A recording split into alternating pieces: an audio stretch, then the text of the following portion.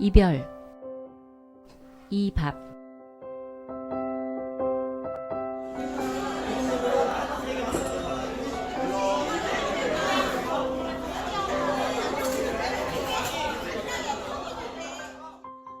장면 1. 전곡 장터. 5일 전 장날에 비해 오늘 유독 전곡 장터는 장사치들과 장객들로 북적거린다. 그 북적거리는 인파들 사이로 서분의 떡광주리가 있고 서분의 옆으론 이런저런 장사치들이 나란히 좌판을 벌려놓았다.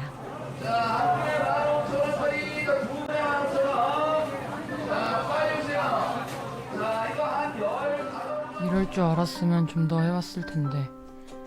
정전 협정이 이루어진 것은 전곡 장날 이틀 전의 일이었지만 서분은 장터에 나와서야 그 소식을 듣는다. 어쩐지 어느 장날보다 사람이 넘친다 했더니 그 때문이었구나. 이럴 줄 알았으면 좀 더 해왔을 텐데. 전쟁이 끝났다고는 하나 그 소식 때문인지 장터의 장사꾼들이나 장나들이 객들의 목소리가 여느 때보다 더욱 커지긴 하였으나 서분은 좀 더 떡을 많이 해오지 않은 게 아쉬울 뿐이다. 아주머니, 그래, 바깥 양반 소식이라도 좀 들은 게 있나요? 거제도에서는 포로들을 교환한다는데 이북으로 끌려간 사람들 돌려보낸다는 얘기라도 뭐 들은 거라도 좀 있나요? 서분의 입으로는 단 한 번도 뱉어본 적이 없는 얘기였으나 냉정리에서 50리나 떨어졌음에도 전곡 장터 사람들 치고 서분의 남편이 전쟁에 나가자마자 북으로 갔다는 얘기를 모르는 사람이 없었다. 하긴 냉정리에서 전곡 장터를 오가는 사람이 서분만은 아니었을 것이니, 그리고 어린 자식을 둘이나 둔 가장이 전쟁이 나자마자 북으로 끌려갔다니 소문이 나지 않을 수 없는 얘기였다. 다만 다행스러운 것은 그들 모두가 정확한 사실을 잘 모른다는 것이었다. 아니, 자세히 알려고 하지 않았다는 것이 다행이었다. 장이 설 때마다 새벽같이 일어나 떡광주리를 이고 50리를 걸어오는 예쁜 안악의 남편이 설마 자식들마저 버리고 자진해서 북으로 올라갔겠으랴. 사실을 모르는 이들이 아예 없지는 않았을 것이나 전곡장터 사람들은 서분의 남편은 당연히 납북된 것으로 여겨주었다. 서분의 아주머니까지, 즉 큰아들과 둘째 아들이 모두 북으로 간 후 기울 대로 기운 서분의 시댁을 빨갱이 가족으로까지 만들 수는 없는 일이었다. 그렇잖아도 전쟁 내내 하루는 국군이 또 어떤 하루는 인민군이 마을에 주둔하던 지역이었다. 사람들은 어떤 상상에서든 그 어느 누구도 빨갱이도 반동도 만들려 하지 않았다. 하지만 서분은 확실히 알았었다. 인민군이 마을에 들어오고 남편이 그들과 함께 떠나갈 때 다시는 남편을 볼 수 없을 것이라고.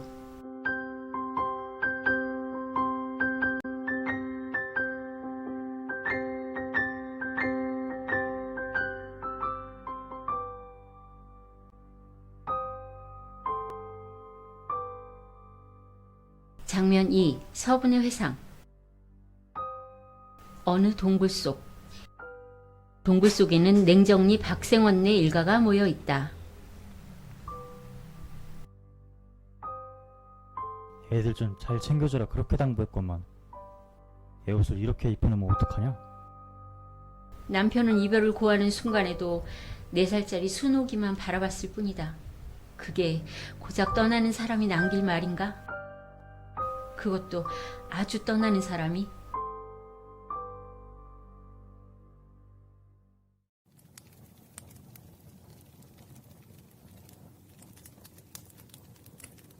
장면 3. 서분의 집 부엌. 새벽 3시를 간 넘긴 시간이라 주인은 아직 시커먼 어둠. 아궁이 위 가마솥 옆에 작은 등잔불이 팔랑거린다. 행주치마를 들고 두건을 쓴 쪽진머리의 서분이 부엌 아궁이에서 불을 떼고 있고 아궁이 위 가마솥에서는 밥이 뜸들여지고 있다.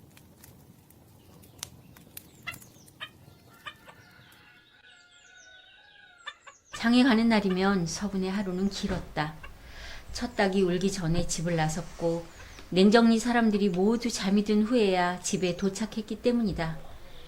특별히 부침성 있는 성격이 아니었기에 장사 소환이라고 별달리 좋을 순 없었지만 서분의 떡방주리는 언제나 아침나절을 넘기지 않고 동인하곤 했다. 예쁘게 생긴 안악이 홀로 고생하는 게 안쓰러워서 그랬는지 아니면 누구보다 일찍 나와 늘 같은 자리 점하고 있는 부지런함 때문인지 다른 장사꾼들처럼 말주변이 좋지 않은 게 외려 객들에게 정을 주었는지 아무튼 서분은 장사운이 늘 좋았다. 어쨌거나 그렇게 떡을 모두 일찍 팔아치우면 일찍 집에 가야 마땅하나 장이 서는 날이면 서분은 귀갓길에 꼭 친정이 있는 운천을 들르곤 했는데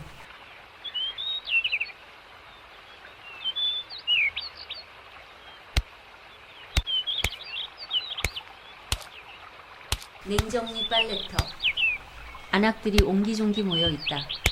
빨랫감에 방망이질을 하느니 빨래를 헹구느니 어느새 빨래를 다 마쳤는지 꼭꼭 짜낸 옷가지 등을 방줄이에 넣고 일어서며 허리를 툭툭 두드리는 이도 있다.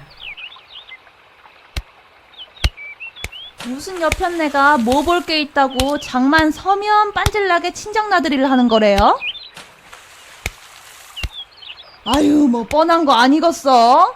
얼굴도 반반하겠다. 응?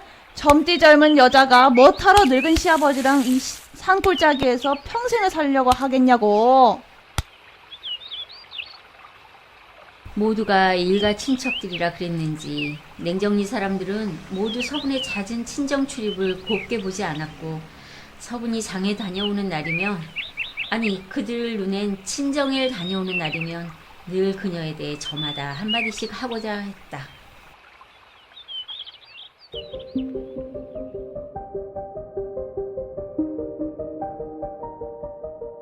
장면 5. 박생원네 마당. 박생원은 대청에 서서 먼 산을 바라보는데 그 눈이 수심이 가득하다.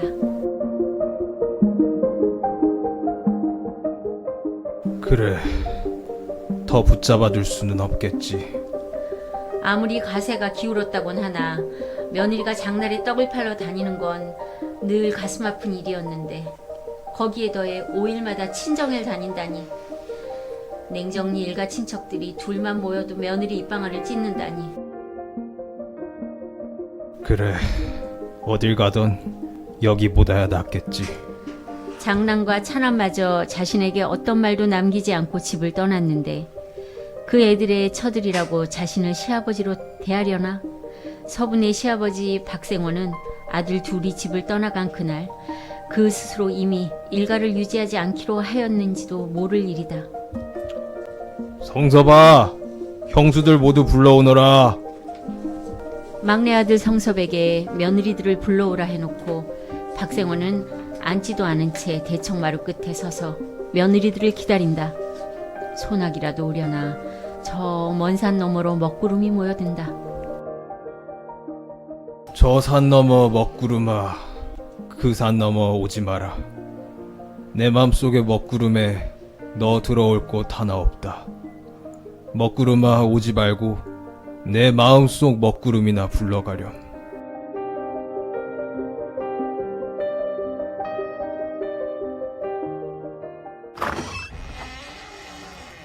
장면 6. 서분의 집 부엌. 부엌 입구에 성섭이 서서 그 안에 서분에게 소리친다. 형수님, 아버지가 지금 형수님 데리고 오래요. 형수님 이제 아버지한테 매 맞는 줄 알아요. 아버지 지금 무지 화났거든. 서분을 부르러 온 막내 시동생 성섭은 15치곤 키는 꽤 큰 편이었으나 말투만 봐서는 아직도 영락없는 애다. 네, 곧 올라갈게요. 성섭에게 답을 하며 서분은 잠시 상념에 잠긴다. 저 어린 도련님 언제나 애티를 벗으려나. 그나마 몸뚱아리 성한 성섭은 그 손이 도련님 영섭에 비하면 아무 걱정도 아니다. 피난 중 넘어져 다친 다리를 여태 절고 다니는 영섭 도련님은 그나마 장가라도 갈 수 있을지. 아이씨, 형수님 지금 뭐 하는 거야? 빨리 데리고 오랬단 말이야. 하긴 서분이 시집 오던 날 성섭의 나이 6이었지. 6살짜리 도련님의 반말은 그저 우습기만 할 뿐이었는데 15이나 되고도 어릴 적처럼 아직도 반말을 채 버리지 못하고 있다니 오늘따라 서분의 상념은 더욱 깊어진다. 하지만 상념에 잠겨 있을 수만은 없는 일이다. 시아버지께서 부르신다니 그깟 상념 따위 툭툭 털고 서분은 성섭을 따라 나선다. 네, 어여 올라가세요. 바로 따라갈게요. 집단 정리하느라 옷에 묻은 잔 지푸라기들도 툭툭 털어내고 시아버지를 뵈러 나선다. 장면 7. 박생원네 마당.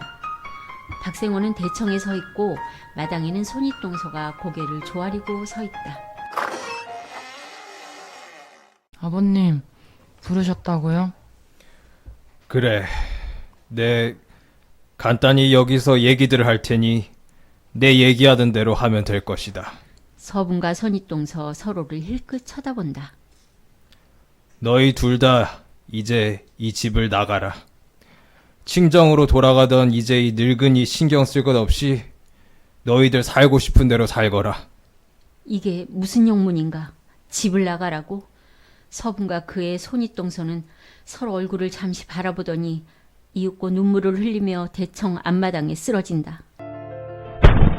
아이고 아버님, 저희가 무슨 잘못을 했길래 이렇게 저희를 내쫓으시나요? 뭘 잘못했는지 모르겠지만 제발 화 푸시고 용서해 주세요. 박생원의 허전한 마음 어찌 서분이 알겠으랴. 늘 저위 어딘가에 계신 듯 얼굴 표정 한 번 지금껏 봐본 적 없는 분이었다. 서분은 자신이 무슨 대단한 잘못이라도 했다고 생각할 뿐이다. 더군다나 여기가 내 집인데 내가 내 집을 떠나서 어딜 간단 말인가. 내가 보기 싫으시면 아예 죽으라고나 하시지 왜 집을 나가라 하시나. 하늘이 무너져 내린다. 가슴도 무너져 내린다. 이윽고 다리도 무너져 내린다. 서분만 그랬으랴. 서분 옆에 손윗동서는 이미 바닥에 머리를 대고 쓰러져 있다. 서분도 그 옆에 쓰러진다. 두 여자의 통곡이 이어진다. 남편도 잃은 마당에 이제 집도 잃을 마당이다. 어떻게 더 살 수 있겠는가. 아버님, 살려주세요. 살려주세요. 아버님, 아버님 살려주세요. 살려주세요. 두 여자의 눈물로 이미 그 바다 근건한데 그 위로 후두둑 후두둑 박생원의 바람은 아랑곳 없이 저 산 너머 먹구름이 박생원의 집 마당으로 들이닥쳐 두 여자의 눈물에 자신의 눈물도 쏟아낸다.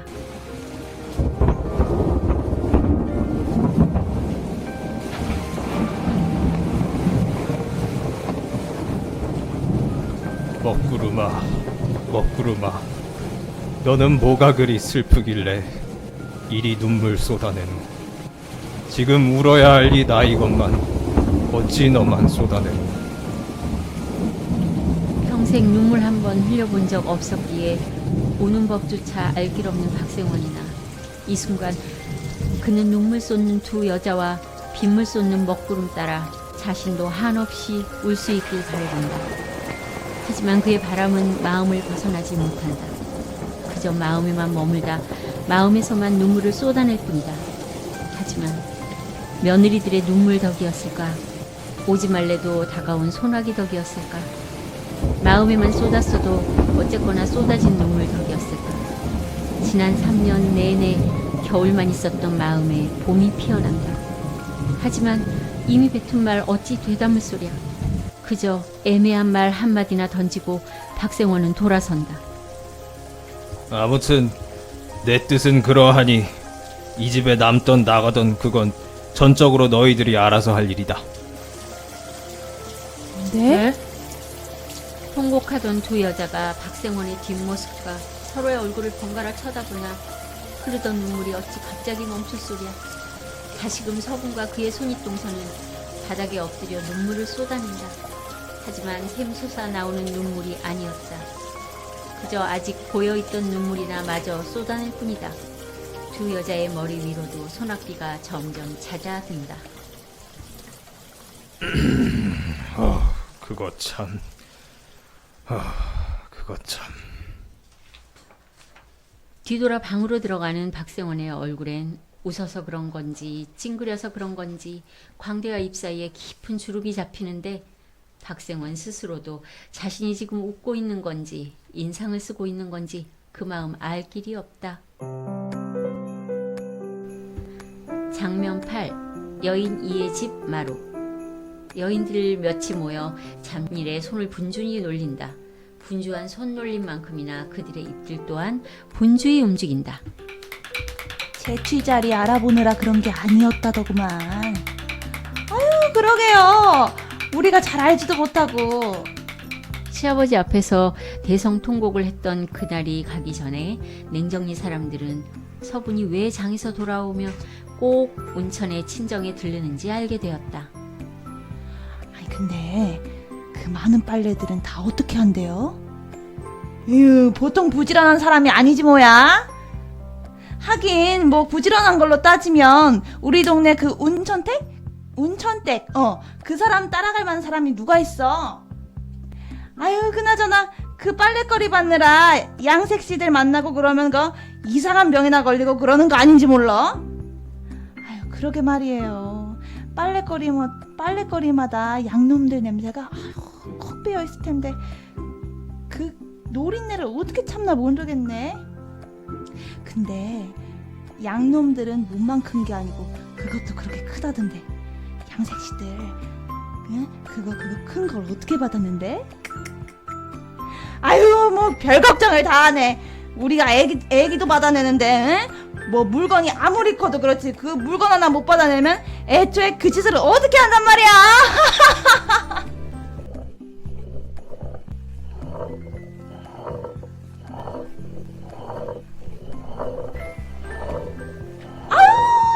별소리를 다. 아유, 자자자, 쓸데없는 소리들 말고 콩이나 더 갖다 줘. 콩이나. 어휴, 빨리. 반성하듯 시작된 수다였으나 전쟁을 이제 막 겪어내서인지 사람들은 기필코 자신의 처지보다 못한 사람들을 농담 삼는다. 전쟁통에 과부가 된 여자가 그것도 전쟁만 나지 않았더라면, 아니 그 남편이 북으로 가지만 않았어도 선생님 사모님 소리를 들으며 살았을 예쁜 여자가 떡장수 다니는 것도 모자라 양색씨들을 위해 빨래도 한다는 것은 그들 모두에게 큰 위안거리가 아닐 수 없었기 때문이다. 전쟁을 만나고 피난을 치르며 하루하루 고단했던 그들 모두는 어쩐지 자신들보다 더 고단해 보이는 서분과 양색씨들을 생각하며 그날 모두 단잠에 빠져든다. 서분이 굳이 자기가 하는 일을 같은 동네 일가 사람들에게 얘기하지 않았던 이유이기도 할 것이다. 12식구 대가족 챙기기에도 고단한 처지에 사람들의 입방아에 오르내리는 것 신경 쓸 여유가 어디 있으랴. 그저 할 수 있는 일, 어떤 일이건 마다치 않으며 열심히 했을 뿐인데 냉정리의 일가들 모두 달고 깊은 잠에 든 그 밤 서분은 유독 잠을 이루지 못한다.